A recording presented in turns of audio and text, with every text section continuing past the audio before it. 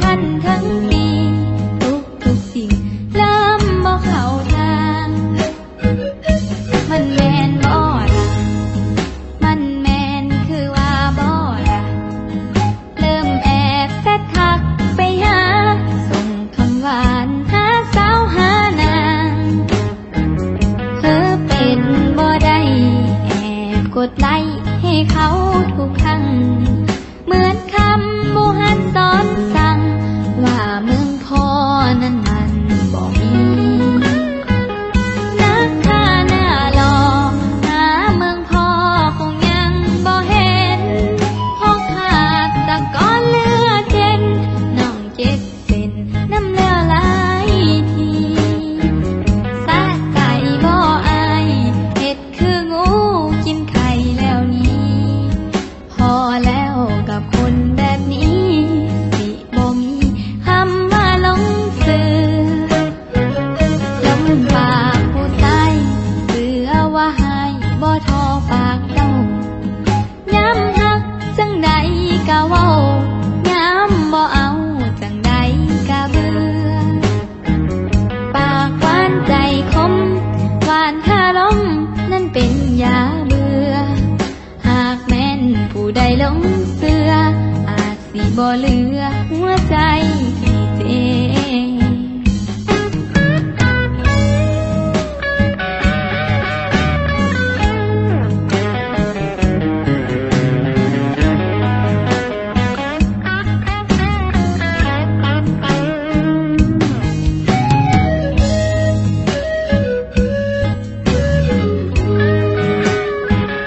นักฆ่าหน้าหล่อหาเมืองพ่อคงยังบ่เห็นพอขาดตะกอนเลือดเจ็นน้องเจ็บเป็นน้ำเลือไหลทีสะใจบ่อายเฮ็ดคืองูกินไข่แล้วนี้พอแล้วกับคนแบบนี้สิบ่มีคำว่าหลงสื่อลมปากผู้ชายเสือว่าหายบ่ทอปากเจ้าย้ำหักจังใดก็เว้าย้ำบ่เอาจังใดก็เบื่อปากหวานใจคมหวานคาลมนั่นเป็นยาเบื่อหากแม่นผู้ใดหลงเสืออาจสิบ่เหลือหัวใจให้เจ็บ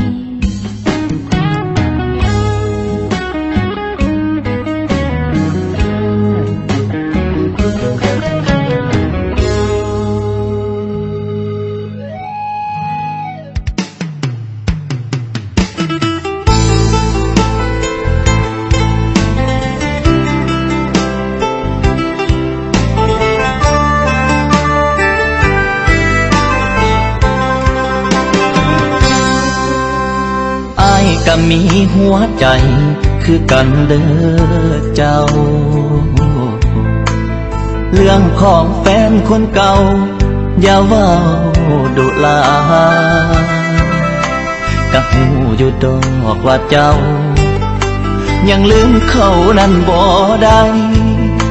ก็อยากให้คิดเห็นใจแฟนใหม่เจ้าแด่ล่ะอ้ายนี่ก็คือว่าดีน้ำเจ้าทุกอย่างก็หวังสิลบสิลาอดีตเขาที่ผ่านมาแต่ปืนด่วนเก่าบ่เป่ากะลุกมันถือคือคำเขาว่าสิให้อ้ายตายพุ่นว่าจึงสิลืมเขาได้แฟนใหม่ดีให้ตายก็คงบ่ได้ใจเจ้าคนเป็นแฟนเก่ายังครองใจเจ้าอยู่ทุกวันแฟนปัจจุบันมันยังสำคัญสำได้คนเป็นแฟนใหม่ก็มีหัวใจคือกันอยู่ใส่ว่าสิลืมเขาก่อนที่เขา สิมาคบกันสนุกอายเป็นใดเพียงไม่กันมาเท่านั้นพอใจเจ้ามันบ่ลืมแฟนเก่าอีกดนปานใดนอเจ้าจึงสิลืมเขาคนนั้น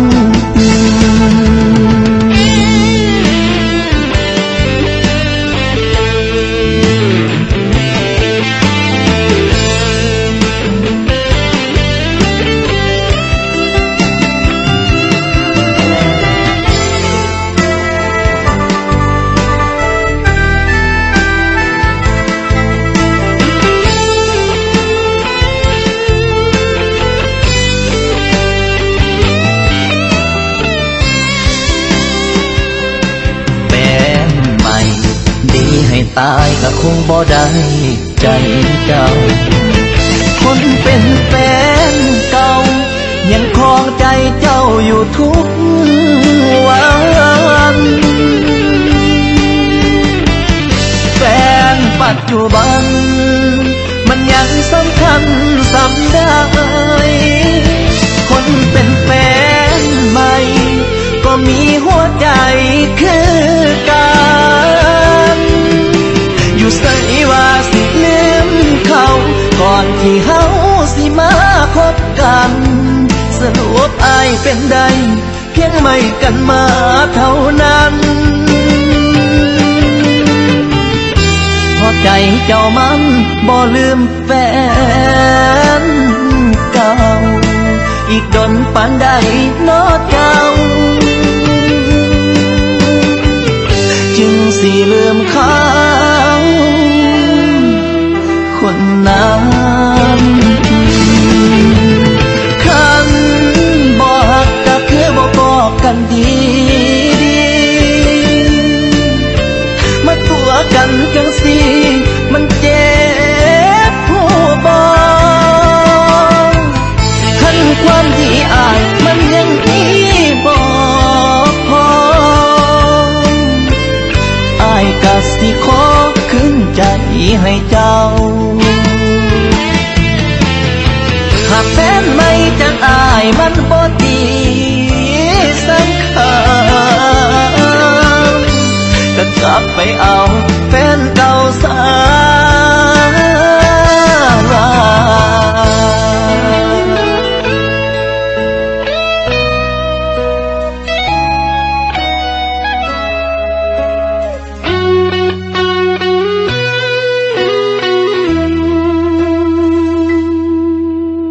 เฮ็ดใส่ใจอายคักแท้ลาข้าอายสาคันเจ้าสิหนีอายทนเห็นเจ้าจากอายบ่ได้อีหลีหักกันดีๆวันนี้คือสิจากไปบอกเอิ้นลากันแน่บ่เจ้าทิมอายเหงาเอากับน้ำตามาให้ความหวังแล้วก็มายังจากไปบ่ลาทั้งเบิดนั้นที่คบกันมาอายอยากรู้ว่าน้องคิดจังได้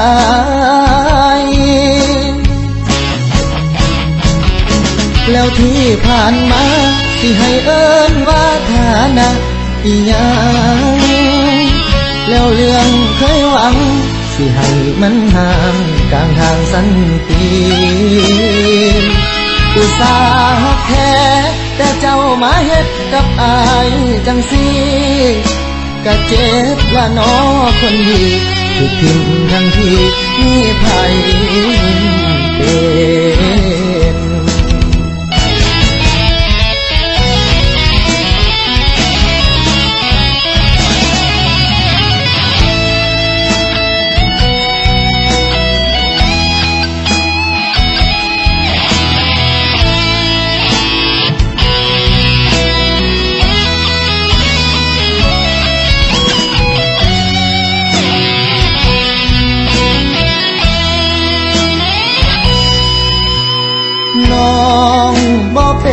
อายบ่ฮู้ดอกถูกหลอกให้ฮักให้แพงเลื่อยมาอุตส่าห์คาดหวังสุดท้ายเทพังแบบบ่เป็นท่าเสียแห้งอายหักแพงปานตาเจ้าบ่หัวซาจากลายไปแล้วที่ผ่านมาที่ให้เอิ้นว่าฐานะอีหยังแล้วเรื่องเคยหวังที่ให้มันห่างกลางทางสันติอุตส่าห์แพ้แต่เจ้ามาเฮ็ดกับอายจังสิก็เจ็บละน้อคนดีคือคุณทั้งที่มีไผเป็นก็เจ็บละน้อคนดีคือทิมทั้งที่มีไผยิ้มแน่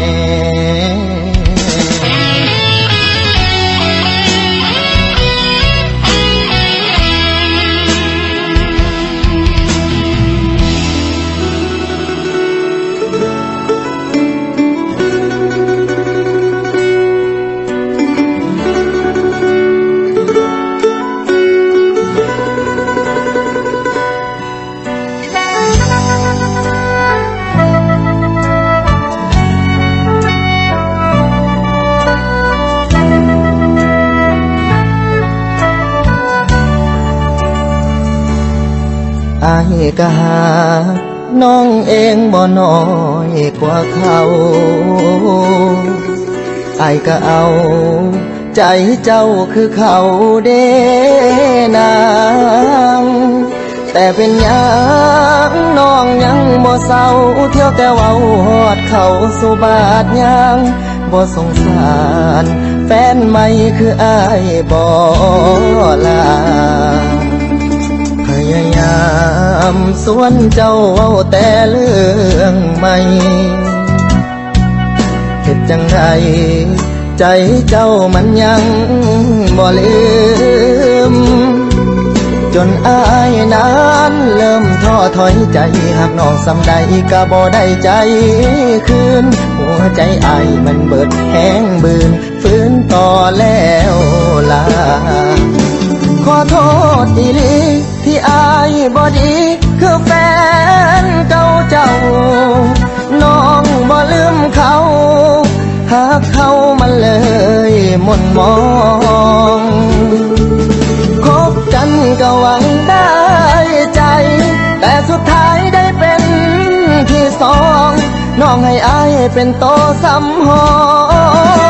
งใจน้องยังมีแต่เขา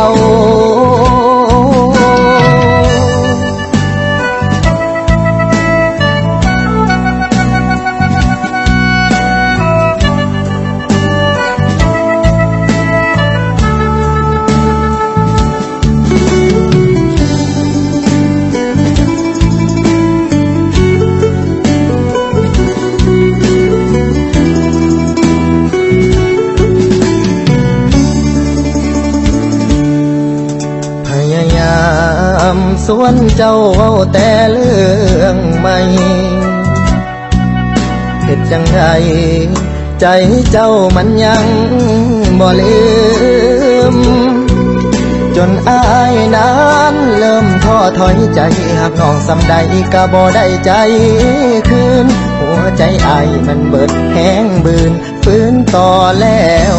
ลาขอโทษอีหลีที่อายบ่ดีคือแฟนเก่าเจ้าน้องบ่ลืมเขาหากเขามันเลยหม่นมองคบกันก็หวังได้ใจแต่สุดท้ายได้เป็นที่สองน้องให้อายเป็นโตสำหองขอโทษอีหลีที่อายบ่ดีคือแฟนเก่าเจ้าน้องบ่ลืมเขาหากเขามันเลยหม่นมองพบกันก็หวังได้ใจแต่สุด สองน้องให้อายเป็นโตสำหองใจน้องยังมีแต่เขาน้องให้อายเป็นโตสำหองใจน้องยังมีแต่เขา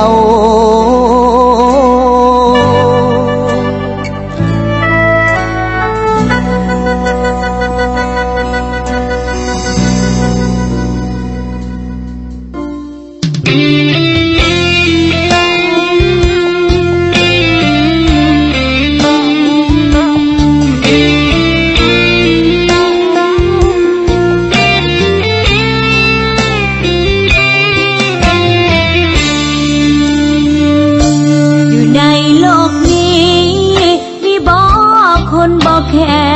อดีตน้องหักคนผิดนี่บอกคนคิดให้อภัยผู้ชายคนนี้ยินดีฮับทุกเรื่องน้องได้เพราะอายติดใจในความดีคำแพงบ่น่าอายบ่คบสาวมือสองคือน้องอายกะมือสองคือน้องนั่นละคำแพงคนหัวอกเดียวกันอยากสร้างฝันให้มันเข้มแข็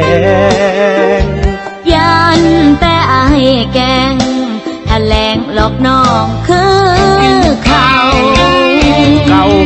ไม่เฮาได้ยินบอกอายเฝ้ารอกลัวแพ้ใจให้ในอดีตเจ้าเป็นของไผอายกะสิเอาหากได้น้องแล้วอย่าเฮ็ดให้ใจแป้วคือเขาสาบานสิหักแต่เจ้าเอาชีวิตไอ้มอบให้นาขอบใจเด้ออายที่ล้างให้หัวใจสะอาดมาให้โอกาสผู้สาวมือสองอีกครั้งใหญ่จากความผิดพลาดสลาดจากความผิดหวังต่อไปจำไว้ทุกครั้งอย่าเอาเรื่องเก่ามาคิดหักแท้บอกแค่อดีตคิดแต่เรื่องสร้างหังคู่นี้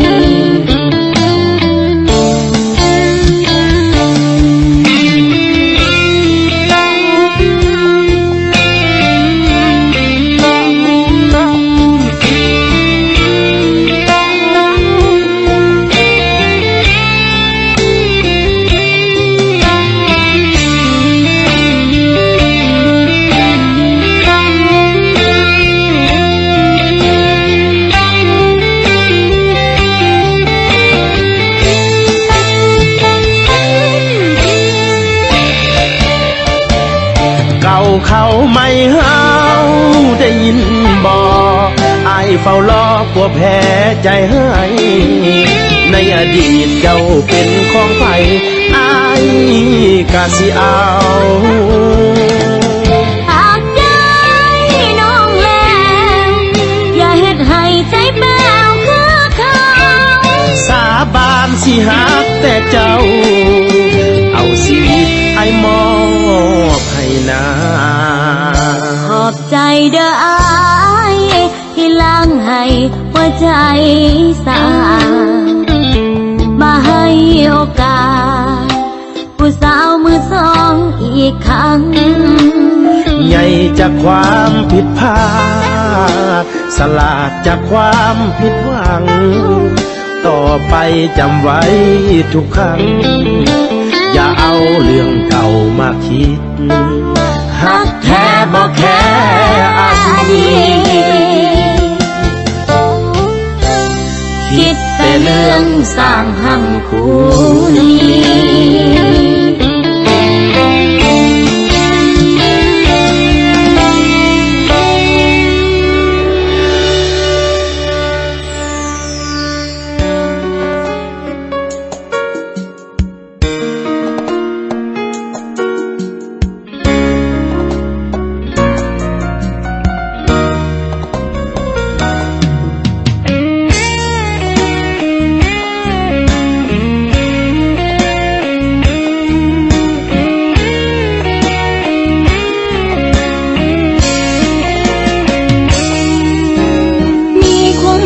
อยู่บ่โนอาย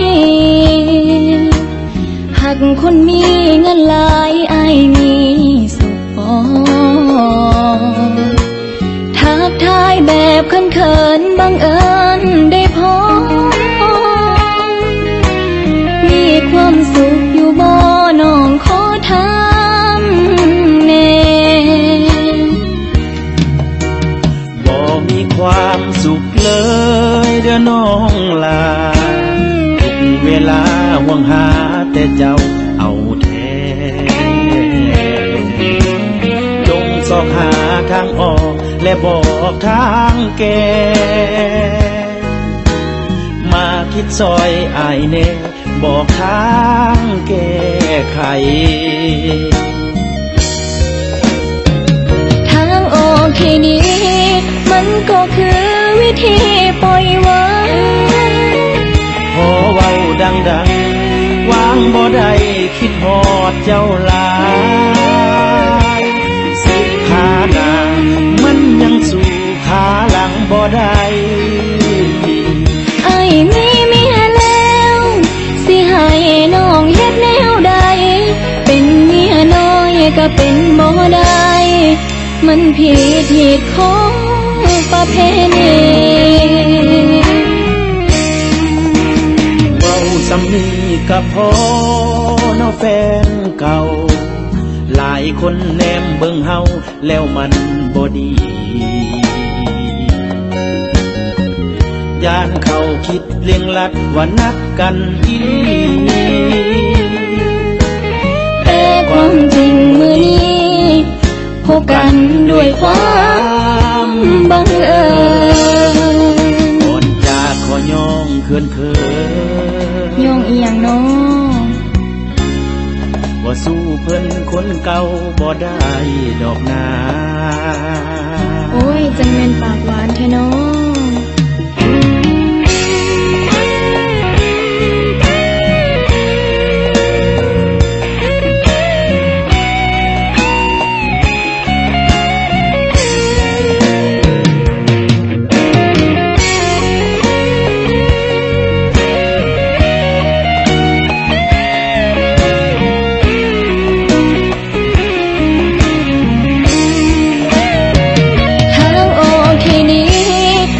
ก็คือวิธีปล่อยวาง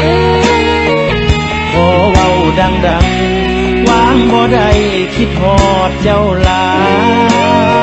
ยสิขาหน้ามันยังสู่ขาหลังบ่ได้ไอ้มีเมียแล้วสิให้น้องเฮ็ดแนวใดเป็นเมียน้อยก็เป็นบ่ได้มันผิดเหตุของประเพณีเว้าสำนีกับพ่อน้องแฟนเก่าหลายคนแนมเบิ่งเฮาแล้วมันบ่ดีย่านเขาคิดเลียงลัดว่านักกันอีแต่ความจริงมื้อนี้พบกันด้วยความบังเอิ